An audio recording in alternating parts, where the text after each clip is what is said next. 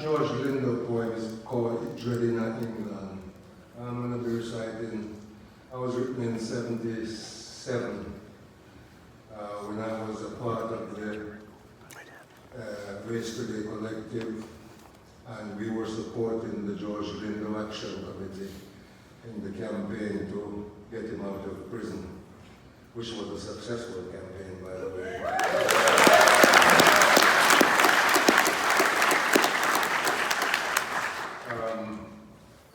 So I'm going to begin with a poem from the 70s also. When I was a youth, the black youth of my generation in Britain's urban centers were, a significant section of us were criminalized by racist police officers, invariably for attempting to steal from persons unknown. Your alleged victim was never produced in court to give evidence against you. It was the police officer's word against yours. And it wasn't a jury offense, it was a magistrate who presided over these trials, and invariably they would side with the police. So some women, some mothers, black mothers in Lewisham in southeast London decided to organize a campaign to get rid of the law which permitted that. And the law was called the Vagrancy Act, which went back to the 19th century at the time of Queen Victoria and was used during the Victorian era to control the movement of the unemployed.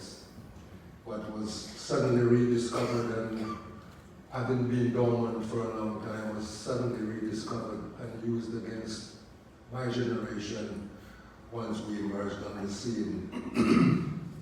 Anyway, here it goes. It's a letter written from prison to a mother somewhere in the Caribbean.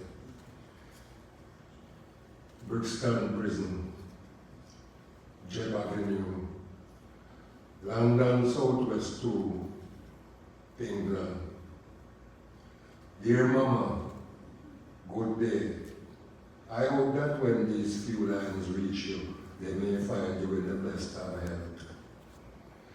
Mama, I really don't know how to tell you this, cause I did make a solemn promise to take care of little Jim and try my best to look out for him. Mama, I really did try my best, but nonetheless, I'm sorry to tell you, sir, poor little Jim get a rest. It was the middle of the rush hour when everybody just a hustle and a bustle to go home for them evening shower. Me and Jim stand up waiting for a bus, not causing no fuss, when all of a sudden a police van pull up. Out jump 3 policemen, the whole of them carrying baton. Them walk straight up to me and Jim. One of them hold on to Jim, say I'm taking him in. Jim tell him to let go of him, for him not do nothing, and him not a thief, not even a button. Jim start to wriggle, the police start to giggle.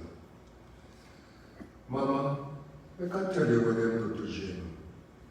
Mama, I can tell you what them do to him.